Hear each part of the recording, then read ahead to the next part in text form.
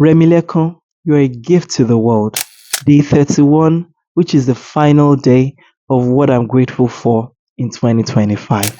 This year, I pause to honor the gift of God placed inside of me. My voice, my journey, my obedience, and my resilience. 2025 shaped me, whether or not I got what I wanted. And now, I stand at the doorway of the new year with gratitude as my foundation.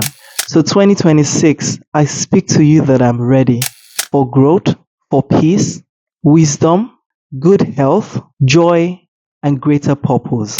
May God's presence be stronger than ever in my life. May mercy speak for me and my household at the gates of greatness. I am thankful for fresh beginnings, thankful for God's faithfulness. Happy New Year in advance. The best is yet to come.